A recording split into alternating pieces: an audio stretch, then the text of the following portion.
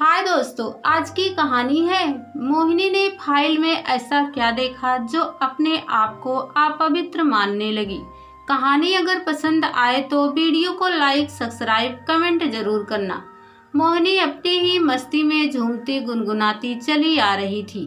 अपार खुशी से उसका मन गुलाब की तरह खिल उठा था। वह मोहन से मिलकर जो आ रही थी, मोहन जिसके लिए बचपन से उसका दिल धड़कता था। जब वह मात्र 10 वर्ष की थी तब मोहन उसके पड़ोस में रहने आया था। उसके और मोहन के परिवार में अच्छी दोस्ती हो गई थी। एक दिन मोहन की मम्मी ने मजाक में कह दिया, मोहिनी तो सचमुच बड़ी प्यारी है, इसे तो मैं अपने घर की बहू बनाऊंगी। बस फिर क्या था, सब हंस दिए थे। मोहन और मोहिनी तो हमारे शर्म के लाल हो गए थे। मुझे शादी ही नहीं करनी, कहते हुए मोहिनी अपने घर भाग गई। मगर यह बात यहीं समाप्त नहीं हुई थी। तभी से मोहन और मोहिनी के मन में प्रेम का बीज आरोपित हो गया था। यह बीज समय के साथ धीरे धीरे पनपने लगा था और फिर प्रीत का एक हरा भरा वृक्ष बनकर तैयार हो गया था। बचपन में दोनों का साथ खेलते बीता था।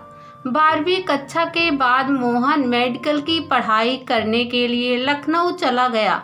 दूर रहने पर भी दोनों अनकहे प्रेम की मधुर डोर से बंधे रहे थे। जब मोहन रुड़की आता तो दोनों सारा दिन साथ ही गुजारते। ऐसा लगता जैसे मोहिनी और मोहन दोनों एक दूसरे के लिए ही बने हैं। मोहिनी तो मोहन के प्यार में राधा की तरह दिन रात डूबी रहती थी। मोहन की मेडिकल की पढ़ाई पूरी होने पर एक दिन मोहन और मोहिनी बगीचे में हर श्रृंगार के वृक्ष के नीचे बैठे थे। तभी मोहन ने मोहिनी को बड़ी सीधे शब्दों में प्रपोज करते हुए कहा, मोहिनी क्या तुम मुझसे शादी करोगी? मोहिनी के गाल शर्म से लाल हो गए। वह नजर नीचे किए मुस्कुरा रही थी। बिना कुछ बोले ही मोहिनी ने आंखों ही आंखों में स्वीकृति दे दी थी। हवा के एक झोंके के साथ हर श्रृंगार के कुछ फूल उनके ऊपर आ गिरे। महकते हुए फूलों से उनकी प्रीत महक उठी। प्रकृति भी उन दोनों को मानो आशीर्वाद दे रही थी। मोहिनी अपने प्रेम के विषय में अपने माता पिता को सब कुछ सच बता देना चाहती थी। उसे पूरी आशा थी कि उसके माता पिता भी उसके निर्णय से बहुत खुश होंगे, क्योंकि मोहन था ही इतना प्यारा और व्यवहार कुशल। अनेक सपने सजोती हुई वह घर पहुंची ही थी कि उसके पिता सुरेंद्र जी का फोन आ गया। उन्होंने मोहिनी से कहा, बेटा मेरी अलमारी में एक ब्लू फाइल रखी है, उसे निकाल कर ड्राइवर को दे दो, तुम्हारी माँ अभी कहीं गई हुई है। जी पापा, मोहिनी ने कहा। वह अलमारी में फाइल ढूंढने लगी। फाइल ढूंढते समय उसे एक फाइल पर अपना नाम दिखाई दिया। वह थोड़ा रुकी।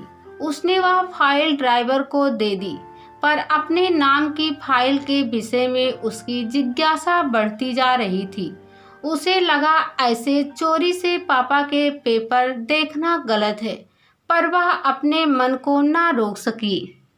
उसने अलमारी से वह फाइल निकाली और देखने लगी। इसमें एक पुराने मुकदमे के पेपर्स थे, जिनमें पीड़िता का नाम मोहिनी लिखा था और अभियुक्त कोई जोगेंद्र सिंह था। स्तंभ सी वह बार बार उलट पलट कर कागजात देख रही थी। उस फाइल से उसे पता चला कि जब वह मात्र 3 वर्ष की थी तब उस अपराधी ने उसके साथ दुष्कर्म किया था। उसका दिल धक से रह गया। मोहिनी की सारी खुशी काफूर हो गई थी। उसे इस फाइल पर विश्वास नहीं हो रहा था। उसे लगा कोई और मोहिनी होगी, पर पीड़िता के माता पिता का नाम लिखा था। उसी के माता पिता का नाम था। उसके हाथ पैर कांपने लगे थे। वह जमीन में बैठकर जोर जोर से रोने लगी। उसकी आंखों के सामने अंधेरा छा गया। उसने अपने शरीर को कभी मोहन को भी छूने की इजाज़त नहीं दी थी। फिर वह कौन दुष्ट था जिसने उसे दूषित किया।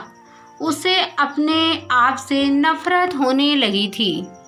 उसके प्यार के हरे भरे वृक्ष पर अचानक बिजली गिर पड़ी और लहराते वृक्ष के पत्ते और टहनियाँ जल उठी। उसे लगा कि वह अब अपने प्यार मोहन के योग ही नहीं रही। उसे अपने ही शरीर से घिन हो रही थी। अपनी जिस पावनता पर उसे फक्र था वही आज न जाने कहाँ गायब हो गई थी। मोहिनी रोते रोते उस फाइल को देख रही थी। तभी उसने डॉक्टर का भी एक नोट पढ़ा जिसमें लिखा था, अनिरुद्धनी चोट के कारण मोहिनी अब कभी मां नहीं बन सकेगी।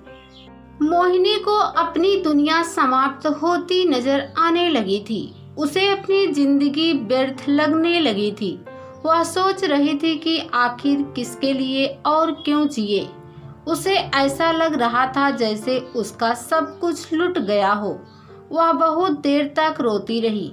जब उसकी माँ मनीषा घर आई तो उन्होंने उसके हाथ में वह फाइल देखी। उन्हें पूरी स्थिति समझते देर नहीं लगी। वह उसे उठाते हुए बोली, उठ बेटा। मोहिनी जोर जोर से चिल्लाने लगी, मुझे हाथ मत लगाओ, मैं गंदी हूँ। माँ ने उसे बहुत समझाया, बेटा इसमें तुम्हारा क्या दोष है। मोहिनी को एक गहरा आघात पहुँचा था। उस राक्षस की कल्पना मात्र से वह बुरी तरह डर गई थी। मोहिनी अपनी माँ के सीने से चिपक कर रोए जा रही थी। दोनों माँ बेटी के आंसू रुकने का नाम नहीं ले रहे थे। कुछ देर बाद पिता भी घर आ गए, पर मोहिनी ने अपने आप को एक कमरे में बंद कर लिया था। उसमें पिता का सामना करने की हिम्मत नहीं थी। पिता को जब सारी बात पता चली तो उसके पैरों के नीचे से जमीन सरक गई। जिस सत्य को उन्होंने इतने वर्षों से छिपा रखा था, आज वह मोहिनी के सामने अचानक प्रकट हो गया। सुरेंद्र इस सच को आजीवन मोहिनी से छिपाना चाहते थे ताकि उनकी फूल सी बच्ची को कभी आघात ना पहुंचे। उन्हें अपने ऊपर बहुत क्रोध आ रहा था कि क्यों उन्होंने मोहिनी से फाइल देने के लिए कहा, पर होनी को कौन टाल सकता है। मोहिनी इस आघात से बहुत परेशान हो गई। वह बहुत उदास हो गई, ना किसी से बात करती और ना किसी के सामने आती। दूसरे दिन मोहन उसके घर आया। मनीषा ने मोहिनी का दरवाजा खटखटाते हुए कहा, मोहिनी देखो तो मोहन आया है। पहले तो मोहिनी ने कोई जवाब नहीं दिया, पर माँ के बार बार खटखटाने पर उसने कह दिया, मेरा सिर दुख रहा है, मैं दवा खाकर सो रही हूँ। निराश मोहन घर लौट गया और मोहिनी तकिए में मुंह छिपाकर रोती रही। पूरा तकिया आंसुओं से भीग गया। उसका रोना बंद ही नहीं हो रहा था। मोहिनी की हालत देखकर मनीषा बहुत दुखी थी। उनकी आंखों के सामने वह पुरानी घटना चित्रवत घूमने लगी। एक दिन जब वह नन्ही मोहिनी को एक पार्क में ले गई थी, तब कुछ पलों के लिए वह मोहिनी को अकेला छोड़कर उसके लिए गुब्बारा लेने चली गई। बस उसी समय मोहिनी को कोई चुरा ले गया। मनीषा चिंतित सी उसे सब जगह ढूंढती रही। सुरेंद्र भी अपनी बच्ची को ढूंढने के लिए तुरंत वहां पहुंच गए। पुलिस में भी रिपोर्ट लिखवा दी। माता पिता का रो कर बुरा हाल हो गया था। सुबह से दोपहर हो गई, पर मोहिनी का कोई पता नहीं चल रहा था। बहुत देर बाद अचानक पार्क के एक कोने में खून से लथपथ मोहिनी अचेता अवस्था में पड़ी मिली।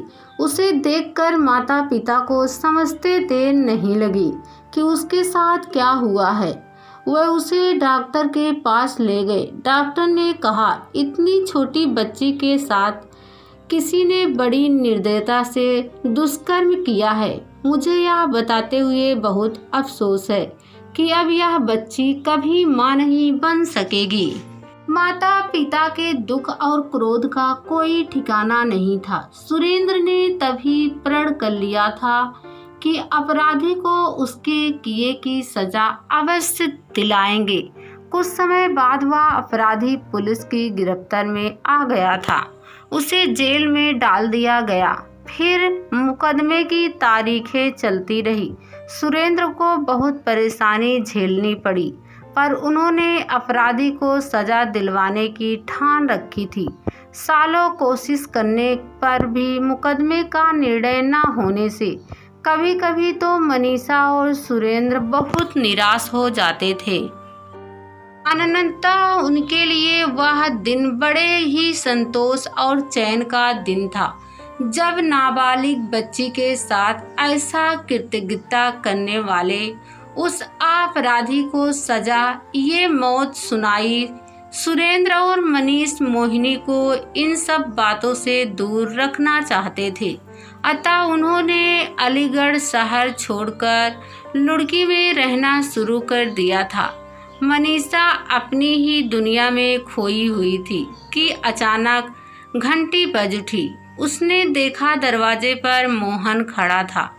आओ बेटा, मनीषा ने उसे अंदर आने को कहा। मोहन को देखते ही मोहिनी उठकर चुपचाप अपने कमरे में चली गई। मोहन मोहिनी के बदले व्यवहार से बहुत आश्चर्यचकित था।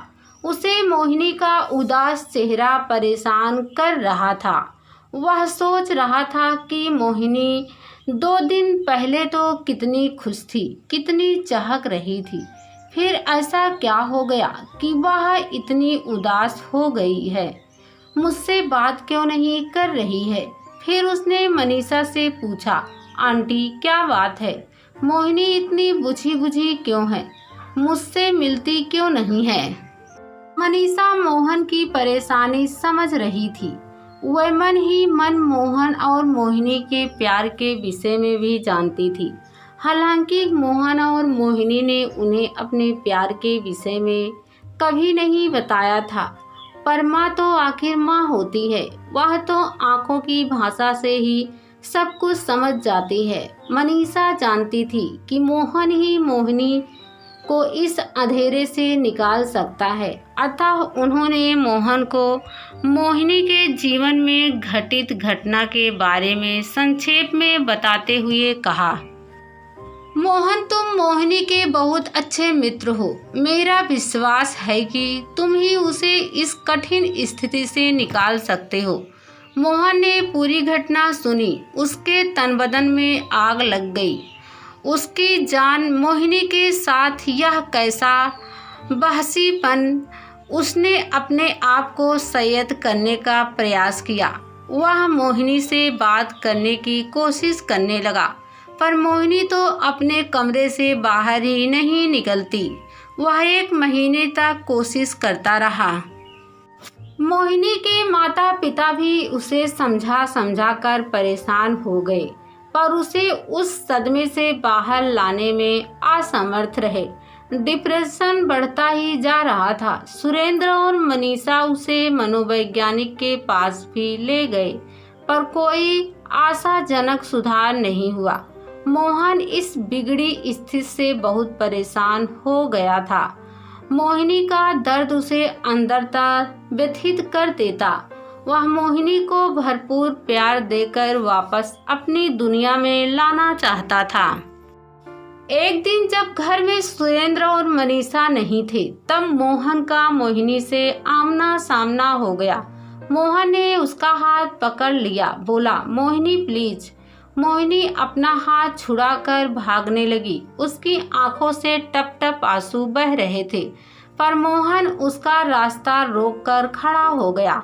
कहने लगा, मोहिनी तुम मुझसे बात क्यों नहीं कर रही? मैं तुम्हारे बिना नहीं रह सकता। तुम्हारी यह उदासी मेरी जान ले लेगी। तुम ही मेरी जिंदगी हो। मोहिनी कुछ नहीं बोली। वह तो बस लुटी सी रोती रोती जा रही थी। मोहन ने उसका हाथ अपने हाथ में लेते हुए कहा, मैं तुम्हारे साथ ही जीवन के सारे सपने पूरे करना चाहता हूँ। तुम्हारे बिना तो मैं जिंदगी की कल्पना भी नहीं कर सकता। मोहिनी फूट फूट कर रोने लगी। मोहन, मैं तुम्हारे काबिल नहीं हूँ। किसी के गंदे हाथों ने मुझे। मोहन ने उसके मुंह पर हाथ रख दिया और कहने लगा, बस मोहिनी, कुछ मत बोलो, मुझे सब पता है। मनीषा आंटी ने मुझे सब बता दिया है। मोहिनी की हिचकियां और तेज हो गई। वह मोहन को फटी फटी आंखों से देख रही थी। फिर बोली, मोहन, मैं तुम्हें कुछ नहीं दे सकती। मैं माँ भी नहीं बन सकती। मेरा जीना बेकार है। प्लीज मुझे भूल जाओ। अपनी नई दुनिया बसा लो। मोहन ने उसे एक प्यार की झप्पी दी और कहा, मोहिनी, मुझे कुछ नहीं चाहिए। अगर तुम मेरे साथ हो तो दुनिया की सारी खुशियाँ मेरे साथ है। क्या तुम मुझे अपने से अलग करके मुझे दुखी देखना चाहती हो? अपनी जान से दूर रखकर मैं कैसे जिंदा रह पाऊंगा? मोहिनी मोहन के पास खड़ी रोती रही।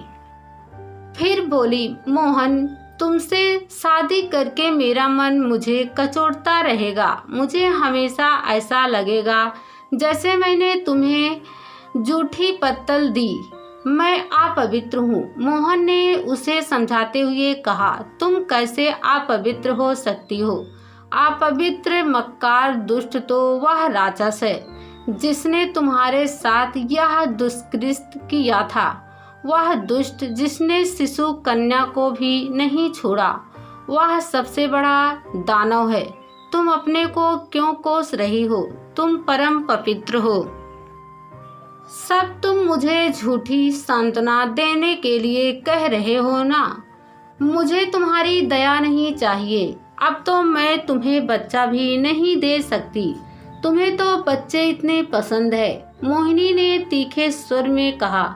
उसकी आंखें रोते रोते लाल हो गई थी। उसकी कुछ समझ नहीं आ रहा था कि उसका भविष्य क्या होगा। मोहन ने उसे पुनः समझाया, मोहिनी, तुम चिंता मत करो। हम कोई बच्चा गोद ले लेंगे या फिर सरोगेट मदर से बच्चा पैदा कर लेंगे। आज के विज्ञान के युग में बहुत कुछ संभव हो सकता है। हम माता पिता जरूर बनेंगे। बस तुम मेरी खुशी के लिए पहले जैसी बन जाओ। मैं तुम्हें ऐसे उदास नहीं देख सकता। अंकल और आंटी भी कितने परेशान हैं। प्लीज तुम अपनी सोच बदलो। मुझे अपनी पहले वाली हंसमुख, चुलबुली, प्यारी सी मोहिनी चाहिए। अपनी मोहिनी से मिलने के लिए मैं बेचैन हूँ। मोहन कई दिनों तक मोहिनी को समझाता रहा। मोहन घर आता, फिर मनीषा से पूछता, आंटी, मैं मोहिनी को अपने साथ घुमाने ले जाऊं? मनीषा भी सहर्ष उसे मोहन के साथ भेज देती। मनीषा और सुरेंद्र को मोहन से बहुत आशा थी। मोहन हर दिन एक नए अंदाज में मोहिनी से प्यार की बातें करता, उसके खोए आत्मसम्मान और विश्वास को जगाता, उसमें प्रेम की भावना के प्राण फूंकता। धीरे धीरे उसका प्रयास रंग लाने लगा। समय बदलने लगा था। उसके प्रेम के वृक्ष पर आत्मसम्मान और विश्वास की कोपले फूटने लगी थी। उसकी शाखाओं पर फिर मुस्कुराहट के फूल खिल उठे थे। चहकती चिड़िया फिर आकर नीड बनाने लगी थी। पवानी प्रीत की मधुरता और प्रशंसता से वह वृक्ष पुनः लहराने लगा था। मोहिनी और मोहन को पुनः प्रसन्न देखकर सुरेंद्र और मनीषा भी बहुत खुश थे। एक दिन मोहन ने सुरेंद्र और मनीष से कहा, अंकल, मैं मोहिनी से विवाह करना चाहता हूँ। मोहन की बात सुनते ही सुरेंद्र और मनीषा की आंखों से खुशी के आंसू बहने लगे। मोहिनी खुशी से खिल उठी थी। सुरेंद्र और मनीषा ने प्रसन्नता से कहा, यह तो हमारे लिए दुनिया की सबसे बड़ी खुशी है। मोहिनी और तुम्हारी जोड़ी बहुत सुंदर है। तुम दोनों ही एक दूसरे के पूरक हो। सुरेंद्र और मनीषा ने मोहन के माता पिता के सामने मोहिनी और मोहन के विवाह का प्रस्ताव रखा। तो वे तुरंत तैयार हो गए। मुंह मीठा कराते हुए मोहन की माँ तृप्ति बेहद खुश थी। बोली, मनीषा जी, मैंने तो बचपन में ही इसे अपनी बहू मान लिया था। सबके मन में शहनाई की धुन बज उठी थी।